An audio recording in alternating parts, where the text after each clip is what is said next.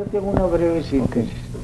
Lo ocurrido en la ciudad de Bogotá el día 9 de abril de 1948, que tuvo su origen inicialmente en el asesinato de un jefe político extraordinariamente prestigioso en las masas populares, especialmente en las de la capital, su ciudad de origen, no puede considerarse como un hecho exclusivamente interno de la política colombiana o de cualquiera otra situación exclusiva de ese país.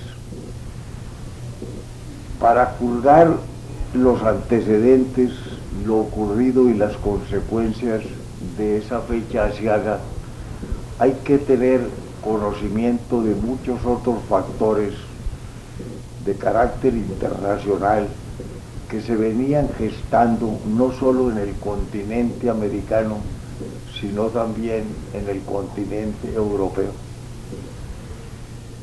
En los documentos publicados, especialmente en ediciones extraordinarias del periódico capitalino La República, se encontrarán testimonios de gentes que actuaron directamente en algunos de esos hechos y de otras que conocían a fondo la política internacional, que demuestran que ese hecho, ese o cualquier otro parecido, se venía preparando sistemáticamente desde meses atrás. En primer lugar, se reunía en Bogotá la tercera conferencia panamericana y se sabía más o menos que habría una proposición en relación con el comunismo internacional. Terminada la Segunda Guerra, empezó una rivalidad sorda unas veces, visible otras, entre Estados Unidos y la Unión Soviética, o mejor dicho, entre los grupos que rodeaban uno y otro país, para ver quién se quedaba con la mayoría de la opinión mundial. La América Latina, aun cuando no tenía mucho peso, puede que todavía no alcance a tenerlo en el balance de la política internacional, era especialmente codiciada por dos aspectos: su posición estratégica en el hemisferio, muy cercana al Canal de Panamá, a las petroleras de Venezuela, y muy cercana al gran país norteamericano. En segundo lugar, no era todavía una aglomeración de naciones o un conjunto de naciones que se hubiera definido en forma muy precisa en favor de una de las tesis que se iban a disputar la hegemonía mundial, aun cuando es cierto que la mayoría de los países en esa época estaba vinculada a la orientación democrática. En segundo lugar, se estaba en vísperas de unas elecciones en Italia que iban a ser decisivas entre la democracia cristiana, las derechas, posiblemente los afiliados al liberalismo y al radicalismo, y los afiliados al comunismo internacional. Italia, por mil circunstancias, es clave, sigue siendo clave estratégica de la política del continente europeo. La conferencia panamericana se reunía en toda una extraordinaria expectativa. En Colombia había una situación política que se agravó artificialmente de un momento a otro, no obstante existir un gobierno que desde el primer día, sin compromisos bipartidistas ninguno, había llamado al Partido Liberal, uno de los dos grandes partidos históricos de ese país, a colaborar en el gobierno en forma paritaria, no conocida antes en ningún otro país de América y no sé si del mundo. Es decir, un presidente conservador que llamaba a los miembros del Partido Liberal a colaborar paritariamente en el gabinete ministerial y en las gobernaciones de los departamentos. El ambiente se iba desarrollando de forma tranquila, había un acuerdo más o menos para ir resolviendo los problemas que tenía ese país en esa época y que sigue teniendo condiciones distintas, pero sin que nada perturbara esa situación. De pronto, intempestivamente, aparece una acusación al presidente de la República, dizque por la introducción clandestina de gases lacrimógenos y por el uso de aviones norteamericanos para transportar ese material y posiblemente otro material bélico. Eso fue lo que se llamó la famosa acusación de los gases, respecto a la cual hay especialmente un discurso del presidente Ospina Pérez que coloca las cosas en su punto. Pero ocurrió que la acusación, preparada con toda la propaganda posible, se desvaneció de un momento a otro porque el ministro de Guerra del gobierno de filiación liberal, el doctor Fabio Lozano, presentó al Congreso, cuando ya estaba andando la proyectada acusación en la Cámara de Representantes, un documento decisivo. Los gases lacrimógenos no habían sido pedidos por el presidente Ospina Pérez, sino por su antecesor, el doctor Lleras Camargo, para manejar sin choques violentos y en la forma más democrática posible las agitaciones sociales que empezaban a aparecer. De tiempo atrás algunas, por motivo de problemas obreros, problemas universitarios. En segundo lugar, no habían sido introducidos clandestinamente.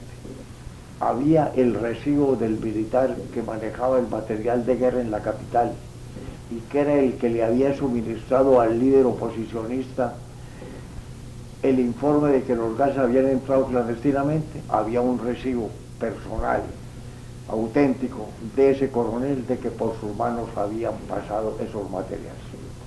Como era natural, eso produjo un desaliento y un desconcierto tremendo en la oposición y afirmó la posición del gobierno.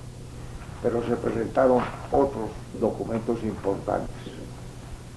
El presidente de la República, en un discurso, demostró que los aviones que habían aportado materiales habían sido tomados en arrendamiento por el gobierno anterior y que el gobierno anterior había autorizado para que esos aviones aterrizaran en cualquiera de los aeropuertos colombianos.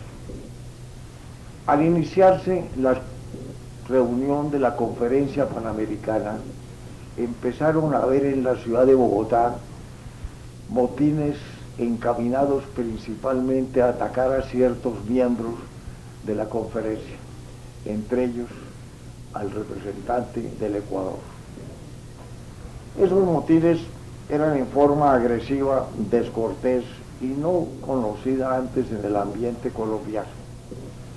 El líder de la oposición, como dije antes, el prestigioso caudillo doctor Jorge Eliezer Gaitán, y quien se creía que tenía alguna conexión posible con lo que estaba sucediendo, avisó en El Tiempo, el diario de más circulación política en el país, diario liberal, una declaración diciendo que le pedía a sus amigos los gaitanistas no intervenir en esos proyectados, en esos motines que provenían de infiltración comunista.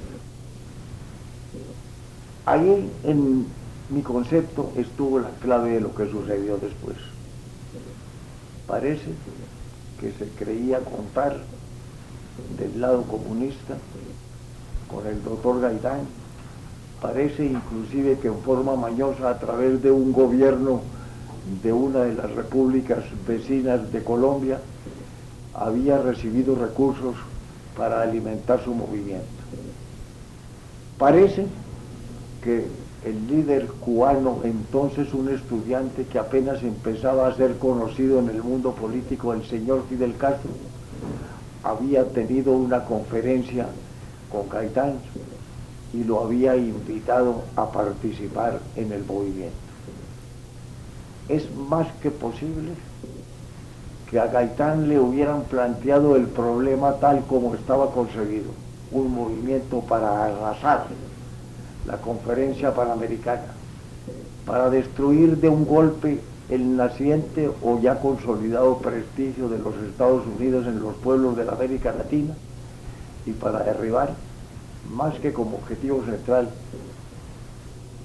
como medio indispensable, el gobierno de la República en esos momentos.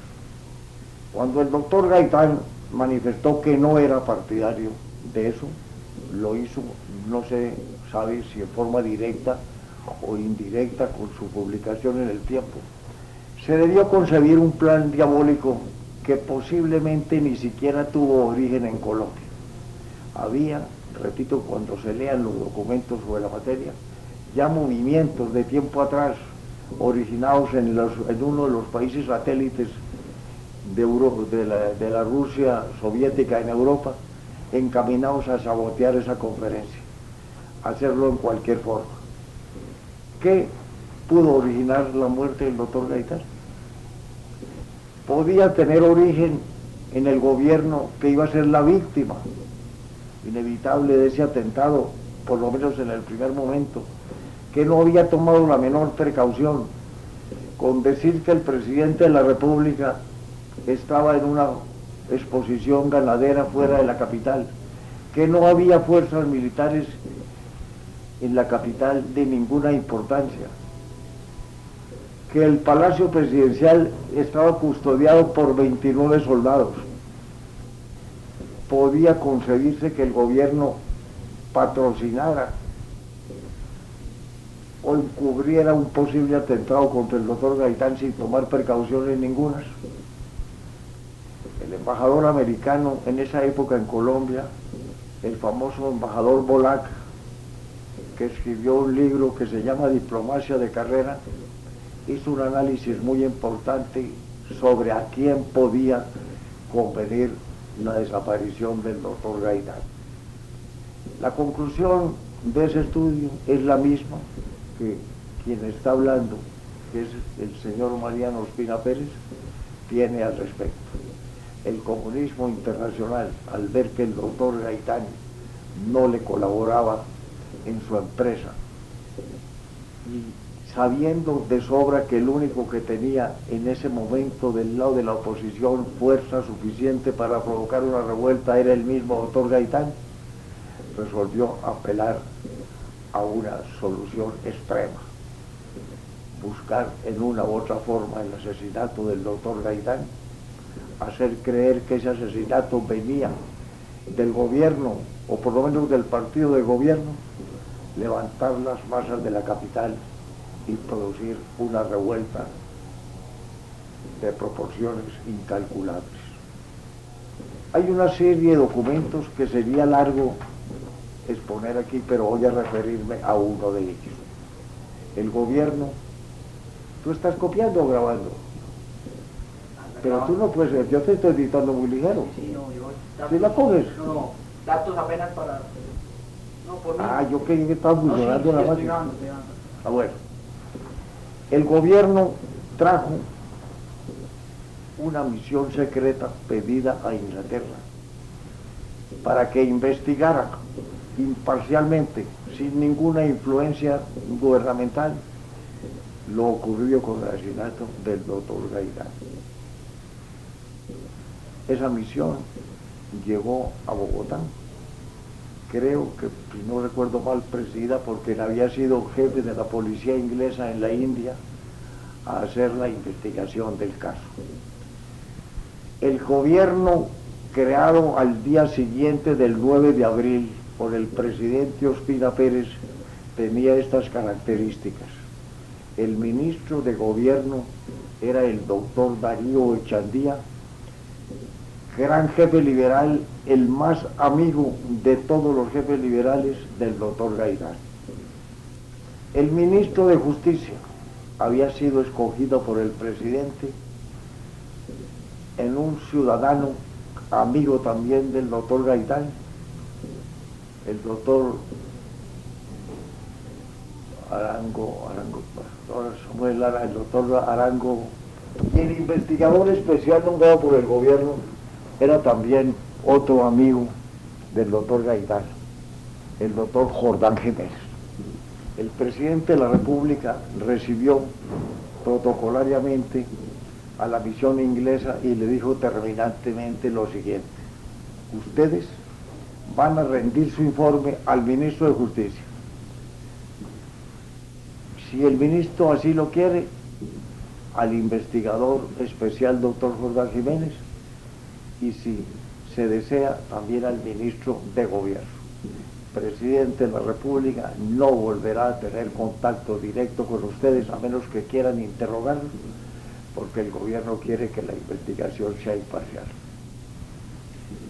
Esa misión, según la información que yo tengo, encontró en el escritorio del doctor Gaitán, en donde él apuntaba las citas que había concertado, que el 9 de abril tenía una cita, una reunión solicitada por el señor Fidel Castro a la 1 de la tarde. El señor Fidel Castro no se presentó en la oficina del doctor Gaitán a la 1 de la tarde, pero sí se situó en un café del frente, acompañado de otros dos estudiantes cubanos, el señor Enrique Ovares y el señor Rafael del Pino, a observar seguramente lo que iba a suceder. Fueron esos tres cubanos unos de los primeros que acudieron al sitio donde caía herido de muerte Gaitán, y a gritar que había que coger al asesino y había que destruirlo. El asesino, según se comprobó después, era un desviado mental, perteneciente a la agrupación llamada Rosacruz, irresponsable en gran parte, y seguramente fue un instrumento material. ¿Por qué no entró el señor Fidel Castro a conferenciar con el doctor Gaitán? ¿Por qué lo citó a la 1 de la tarde para no entrar él, pero sí para tenerlo radicado en determinado punto? ¿Por qué se escogió la 1 de la tarde de ese viernes? ¿Había motivos para ello? Sí los había. La red comunista internacional que operó sobre Colombia, según se vino a saber después, era muy completa. Aquí vinieron técnicos de la Europa Central, inclusive un general de uno de los países de la Europa Central que había estado en la Revolución Española al mando de las fuerzas rojas, y otros comunistas. La señora del líder comunista venezolano, había tomado en alquiler un local frente a la entrada de Palacio, donde había puesto un almacencito de segunda clase para observar los movimientos de entrada y salida del presidente de la República a Palacio. Sabían muy bien que a la 1 de la tarde había un cambio de guardia, que el Palacio quedaba prácticamente desguarnecido, que iban a almorzar los oficiales, varios de los soldados.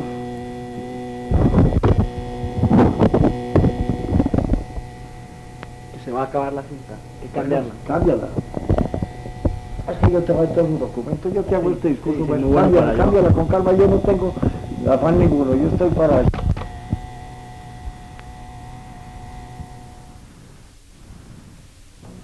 Se sabía también, porque era público, que el presidente de la República a esa hora, viernes 1 de la tarde, estaría fuera de Bogotá, a alguna distancia del centro de la ciudad, en una exposición ganadera que se verificaba en ese momento.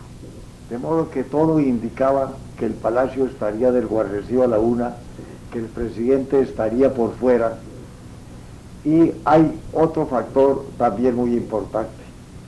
El presidente llegó a Palacio minutos después. Cuando se comunicó con el ministro de Guerra, también de filiación liberal, el doctor Fabio Lozano, este le informó de lo ocurrido y le dijo que todas las radiodifusoras de la capital habían sido tomadas por la revolución, que todas estaban hablando el lenguaje de la revuelta, que todas estaban dando instrucciones sobre cómo se hacía el cóctel Molotov, que todas estaban incitando a marchar sobre Palacio, atacando de paso los almacenes donde había armas o instrumentos que pudieran servir para el ataque, y acusando al presidente de la República del asesinato del doctor Gaitán. Eso obedecía, se ve, a una consigna preparada de antemano. Lo curioso es que los líderes ya muy conocidos, que no tengo por qué citar porque quien está hablando no está haciendo un alegato para defenderse ni para presionar a nadie, sino que está accediendo a la amistosa solicitud de un distinguido amigo que quiere hacer un estudio sobre lo ocurrido el 9 de abril.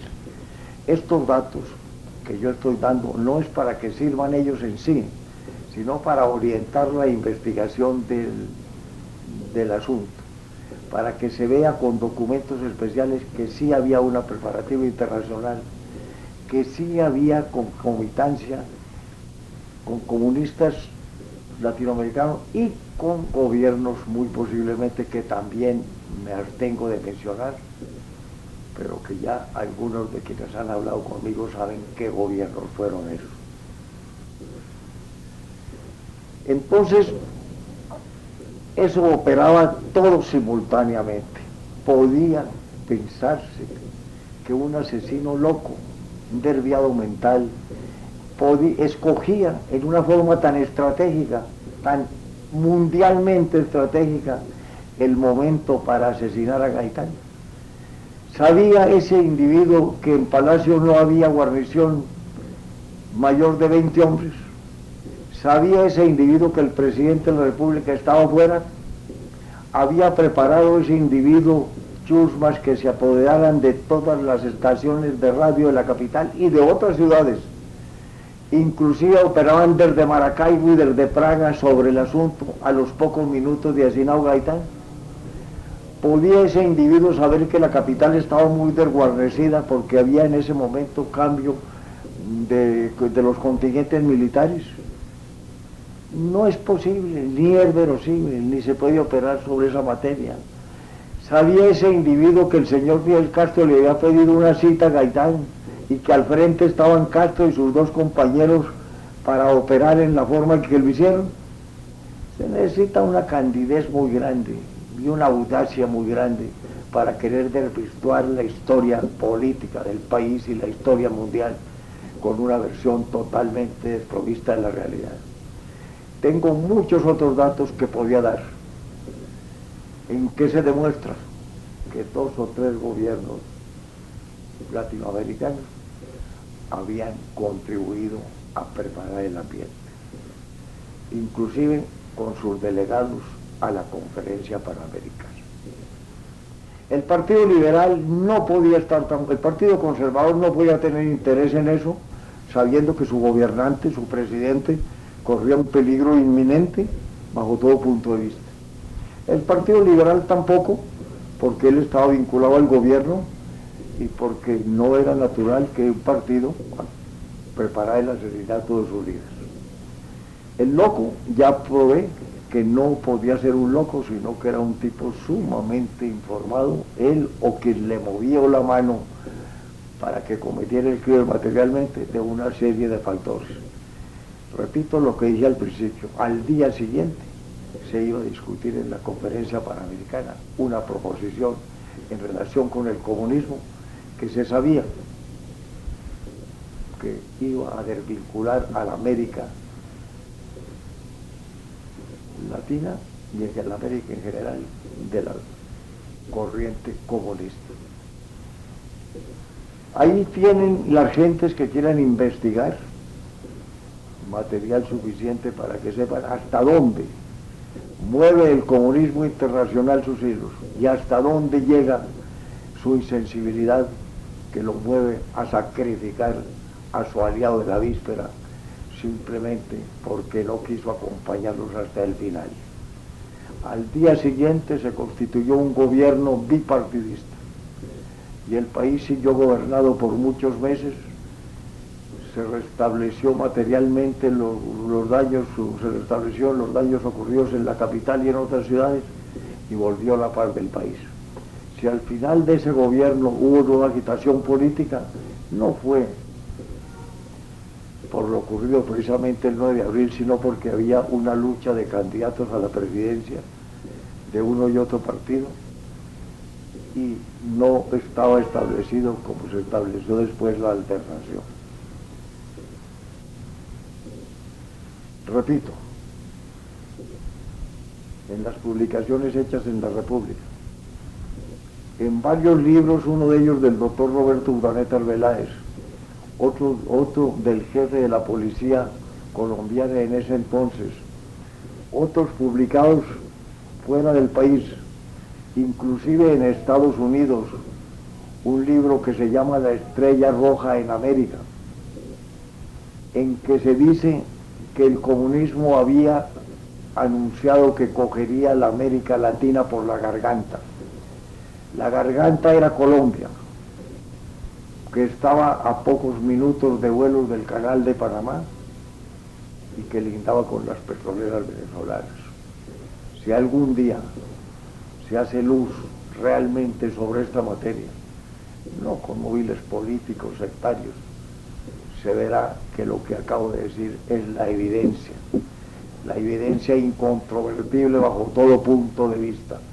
Que no les convenga a ciertos grupos políticos o a ciertos personajes es otra cosa, pero la verdad es la verdad y solamente la verdad. Ahí lo viene. Léete lo que dijo un tipo comunista la víspera de que lo fusilaran los comunistas en Praga. Él lo habían mandado aquí y lo habían mandado a eso, pero después le perdieron la confianza y la víspera de que lo fusilaran hizo unas declaraciones. Ahí está el nombre del tipo. Yo fui a esto, y a esto, y a esto. Esas declaraciones Ahora yo están tengo aquí. muchos más datos, ahí está todo. Yo tengo muchos más datos, pero por no llenar. Aquí había estado un comunista, embajador de Venezuela, de Guatemala. Yo lo recibía con mucho cariño porque Guatemala le dio asilo a mi abuelo hace 100 años, cuando se fue desterrado, y allá vivió y allá quedó parte de nuestra familia. Entonces, para mí, todo embajador de Guatemala era un embajador recibido casi como personaje de familia. Ese tipo vino aparentemente casado con determinada señora, después se supo que no era casado y que la señora era una líder comunista. Fue después de embajador a otro país. Y la víspera del 9 de abril, cuando ya ese embajador había salido hacia Bogotá, uno de los empleados de esa embajada le dijo a uno de los empleados de la embajada colombiana: ¿qué va a ocurrir mañana en Bogotá? ¿Por qué?, le dijo el empleado colombiano: porque acabo de recibir un cable para el embajador que le dicen todo listo para el 9 de abril, acuda puntualmente. Cuando pasó el 9 de abril se le dio orden al empleado de la embajada colombiana que buscara contacto otra vez con ese sujeto, llevara una grabadora. Nunca se le volvió a dejar ver del colombiano, era que le avisaban a ese embajador que estuviera aquí presente. Vino un avión que dice a llevar ganado de Libia para Cuba o para otro país, al día o los 2 días, para sacar a los estudiantes, a Fidel Castro, a Ovares y a Delfino. Y dijo que venía a llevar un ganado de doña Clara Sierra. Doña Clara Sierra, amiga personal del presidente Ospina, le dijo: no hay tal, yo no les había vendido ganado. Ese avión pirata llegó. El embajador cubano pidió permiso para mandar a algunos de los familiares de su país. A última hora, cuando ya el avión prendía, llegaron los estudiantes cubanos y se subieron al avión. Ese avión venía a sacar a esos estudiantes. ¿Quién lo mandó? Yo no diría exactamente que el presidente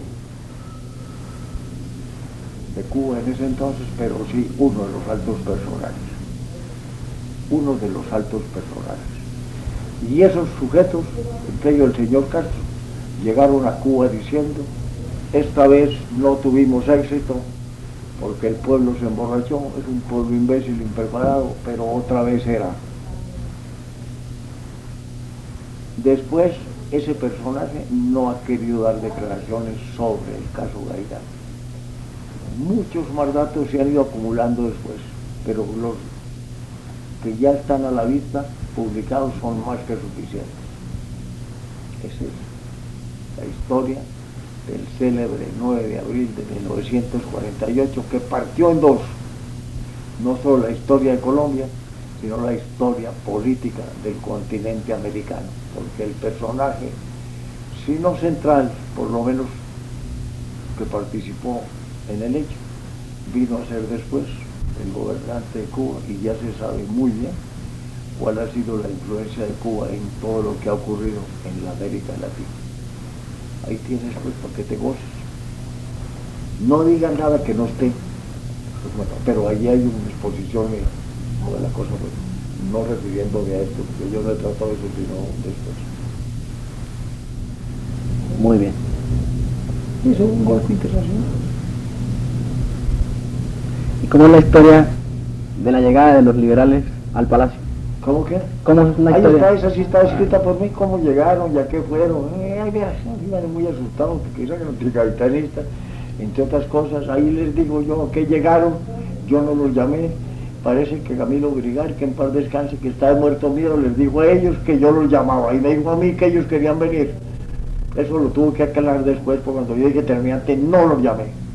Y el Chandía dijo, sí nos llamaron, Camilo de Brigar, sí, lo dijo yo, me atreví porque creí que le servía al país.